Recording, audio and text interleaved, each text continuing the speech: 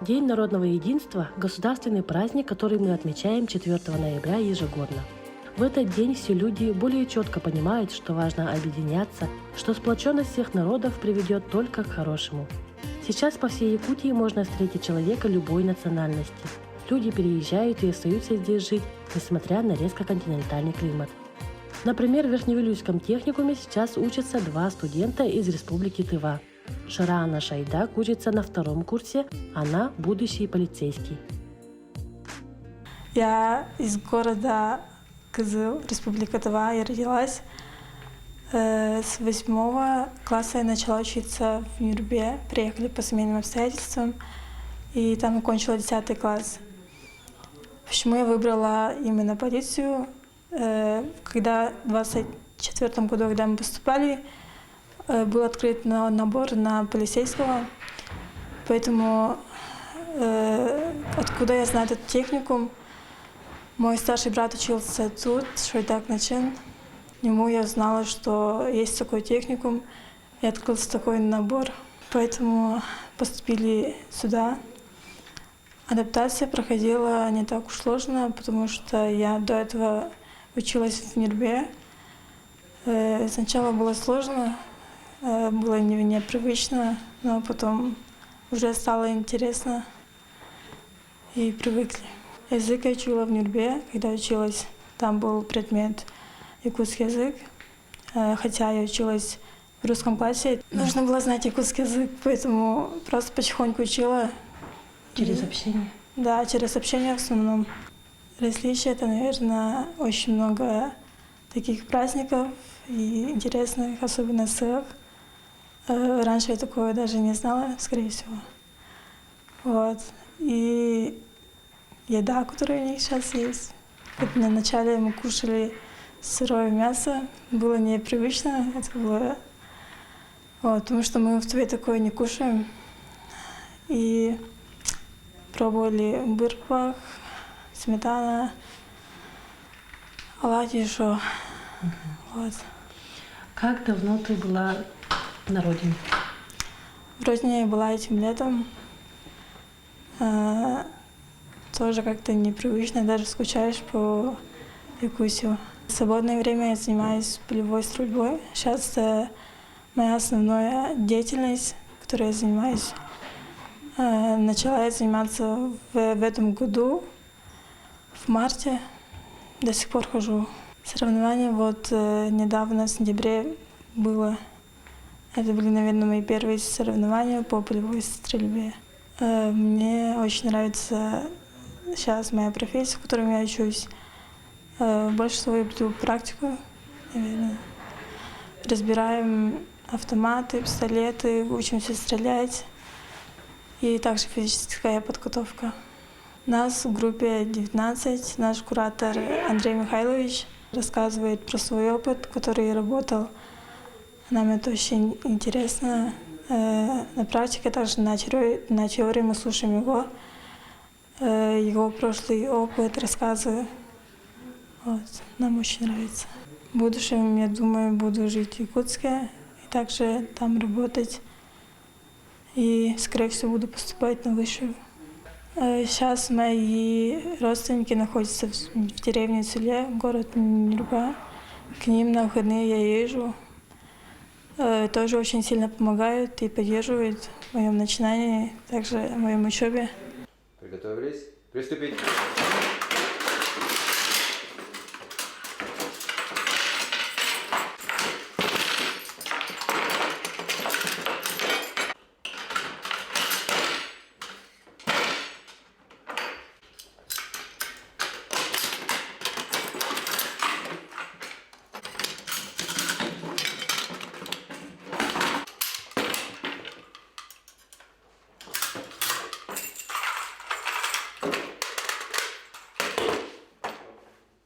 Шайдак Шарана у нас учится с прошлого года.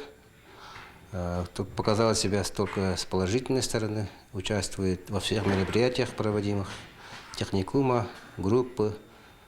Также она занимается полевой стрельбой.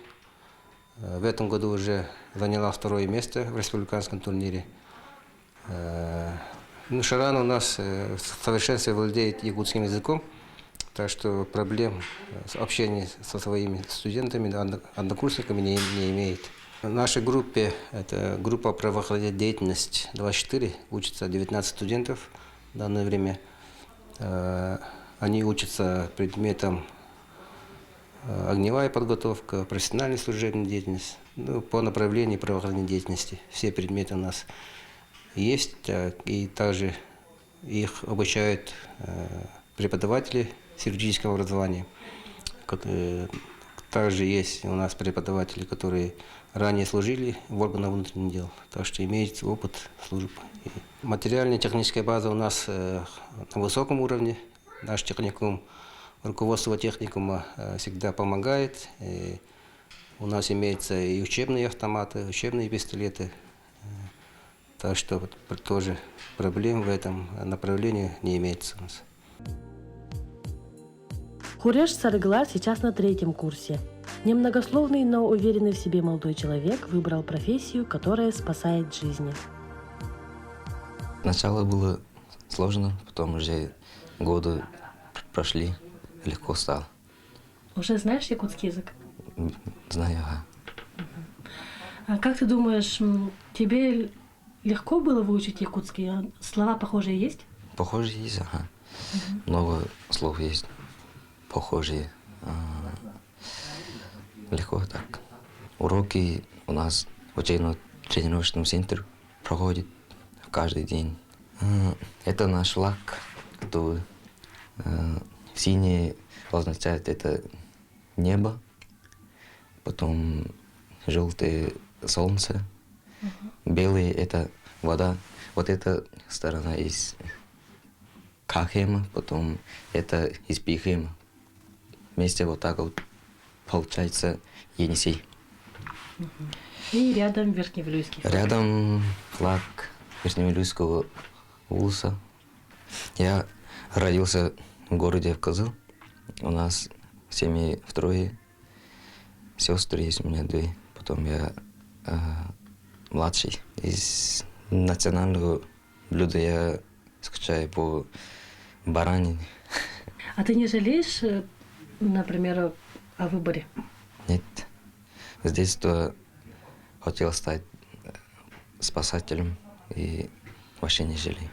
В нашем учебно-тренировочном центре все есть для учения, оборудования. Мне больше всего нравится работать на башне, потом скалолазание, спасательные работы. В нашем группе 18 человек. Я сам занимаюсь борьбой, хапсагай. Раньше в родине занимался национальной борьбой. Хуреш. Похоже? Похоже, ага. Занимаюсь я душа у Уара Егоровича. Тренер мой. Уже участвовал в соревнованиях? Нет, Как хобби? ага, только начал. Это наши национальные костюмы. Это получается таватон, а это национальная рубашка и головной убор. Мой костюм шит из мастерами Тувы, а его вот рубашку и шапку шила его мама своими руками. Также тут есть такой узор. Это символ счастья и благополучия. И также есть пуговицы с символом. Так же, как и у меня, получается, ткань это овечья. Это национальный кур. Узорами также. Тут также есть узоры длиной на 3 метра. Это таватон шито именно для демисезона, то есть для осени и весны. Также есть для зимы, специально тоже шьют, но потеплее.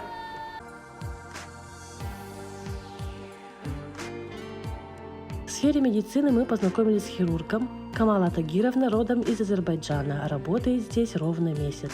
Оказывается, ее приезд в Якутию не в первый раз.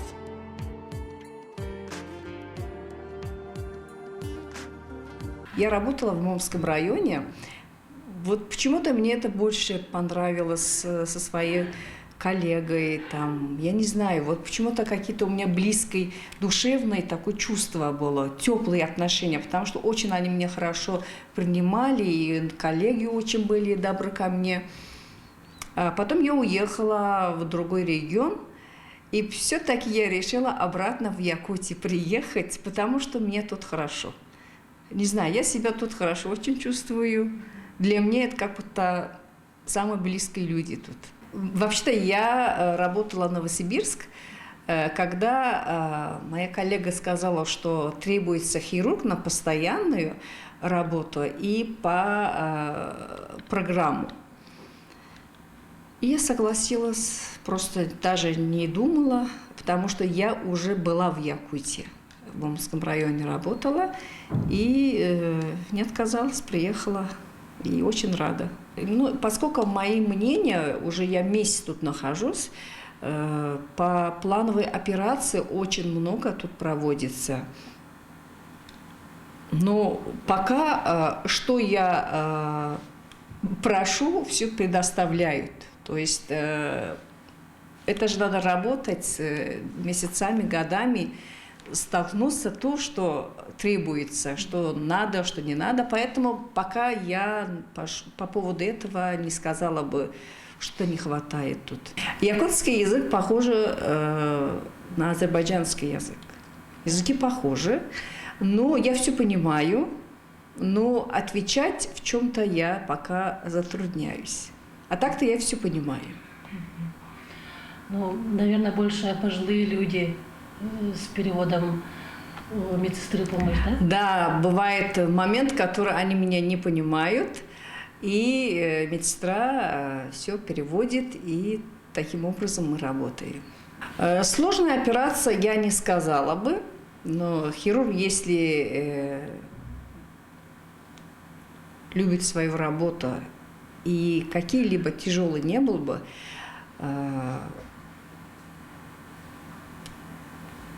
мы выполняем свою работу. Поэтому я не сказала бы, что какая-то работа для меня тяжелая. Но самые тяжелые моменты бывают, когда, конечно, тем ДТП, допустим, да, вот переживаешь, что во время операции там какие может быть осложнения. Это да, это бывает переживания, вот так скажу, но какие-то тяжелые, сказать, для меня это не имеет значения. ДТП часто тут, и вот все это с травмами, с переломами, это тут вообще в день бывает, не знаю, очень много. Конечно, дороги и недостаток витаминов, потому что переломов очень много тут. Плановый там аппендицит, бывает, было даже в день, два, три. Потом, ну, плановая операция тут мало, конечно, бывает, но основные переломами поступают. Пациентами, конечно, я всегда стараюсь быть позитивной, потому что я позитивный человек. Во время операции я только думаю, что спасать человеку. Чтобы после операционной, когда выходишь, родня стоят, ждут ответа. Вот это самые тяжелые моменты. Что, и слава Богу, что я своим профессию уже, как сказать, вполне достаточно работаю. И я благодарю Богу, каждый раз с операционной я выхожу и радостные новости передаю родням, что все хорошо. И операционная бригада, и скорая помощь, и все коллеги, которые мы тут вместе, я начала работать, с первого момента, с первого дня у меня не было ощущения, что я где-то в чужое место нахожусь. Вот это для меня самый первый очередь, я куда поеду, для меня самый первый это отношения, чтобы мирно воспринимали все, и так и, как сказать, так и они меня восприняли. Поэтому я очень довольна. Но после рабочего времени у нас продолжается работать, потому что документация, все надо это оформлять, подписать. И много очень больных, которые больничных, это надо все оформлять. Но я, допустим, любое место, где работаю, всегда самое поздно ухожу домой, не успеваю до дома дойти, уже скорая звонит, что какие-то экстренные. Поэтому для врача, мне кажется, что это круглосуточная работа. Поэтому я чуть не жалею, эту профессию выбрала, очень довольна. Я не сказала бы, что я свободный момент, куда-то я пойду, я только во время отпуска могу, со своей семьями могу там присоединяться. А так все время, вот всю жизнь в работе. Из якутской кухни я название забыла. Вы знаете, как делают? Это с кониной, что-то там, как колбасу делают. Харта. Да, очень вот это обожаю. Очень обожаю. И кумус. Национальные блюда я по-своему люблю готовить и умею готовить плов. И могу к чаю печь пахлаву. Вот это я умею. Готовить не люблю, но иногда бывает, могу готовить. Даже был случай, что я хотела готовить плов, и в этот момент была экстренная операция. Вот у меня они все остались так. Да, хирургия, я сказала бы, что это очень сложная работа, потому что и оперировать, и прием вести, это, не знаю, не каждый бы согласилась бы на это, но я удовольствие получаю от своей работы.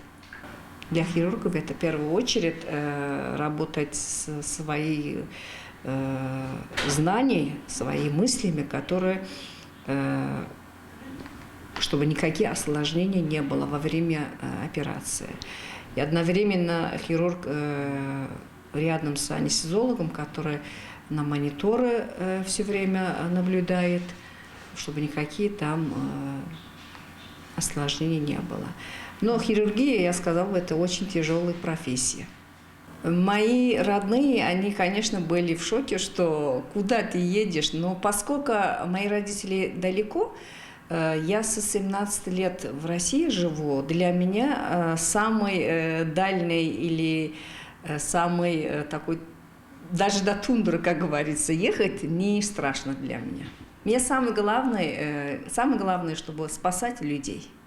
Неважно, далеко или где. Но я своим детям тоже хотела бы, но они не согласились, сами выбрали свою профессию. Да? А в какой сфере? Но сын у меня управляющий муниципальный закончил, в банке работает. Дочка у меня дизайнер. Совсем другие профессии. Совсем другие профессии, да. Фидель Прус-Однер получил профессию врача-терапевта у нас в Якутии. Сейчас он работает в селе Ботулу. Через год молодой врач планирует пойти на ординатуру. Просто с детства я всегда мечтал, чтобы стать врачом. И также у меня родители, мама работает, медсестра. И так у меня тетя тоже. И двоюродной брат. Вот поэтому у меня уже круг родителей, они уже большинство это медицина, поэтому у меня шанс, чтобы поступить в университет и учиться на медика. Но как медицина это уже большая часть.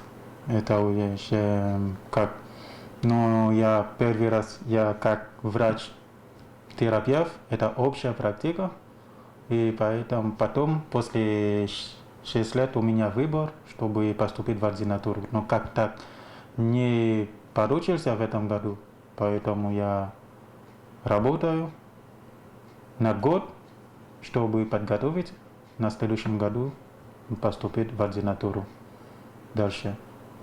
Когда остается общая практика после диплома, может сразу работать как участковый терапевт, либо продолжать учиться в ординатуру на другие, на специалист как хирург, как дерматолог, как инфекционист и так далее. Но нормально условия, квартира, новый дом. Я врач. Когда статься врачом, врач не могут выбрать, где работать, потому что у нас как военно обязан.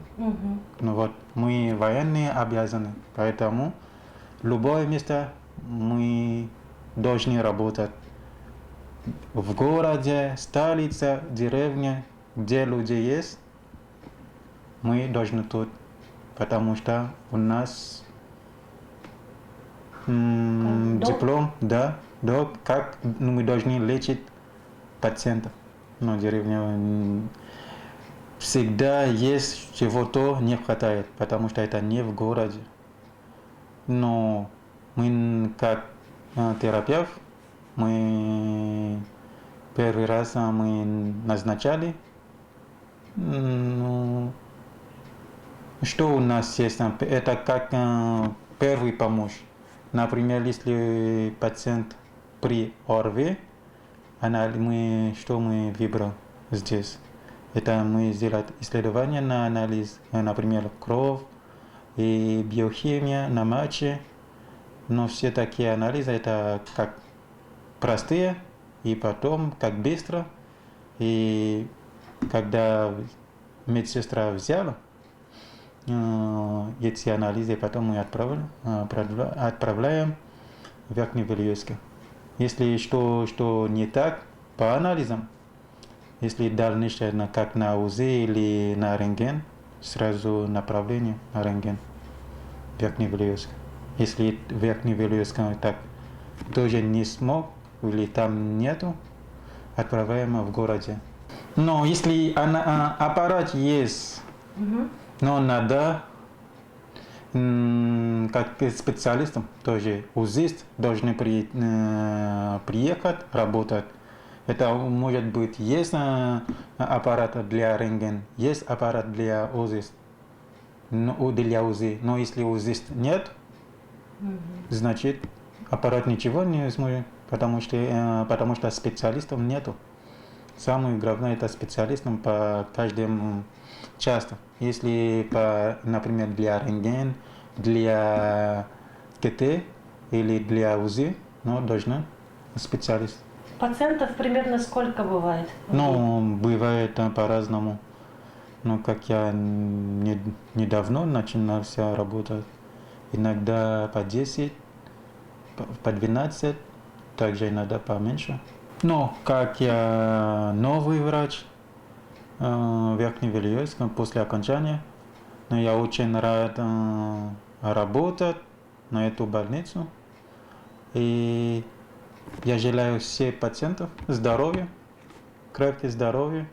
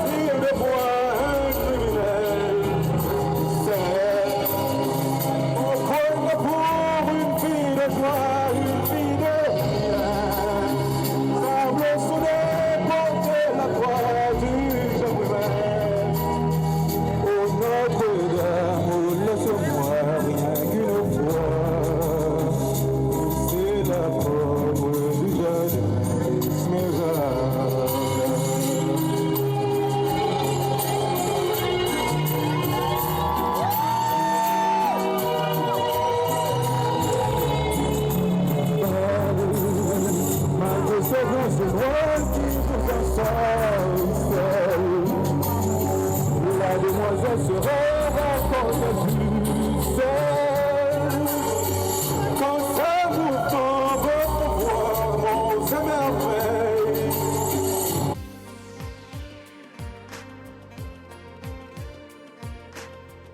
Где бы вы ни находились, самое главное, чтобы окружающие вас люди были доброжелательны. В любом месте можно пустить корни, а в Якутии каждый народ дополняет общество своей уникальностью и изюминкой.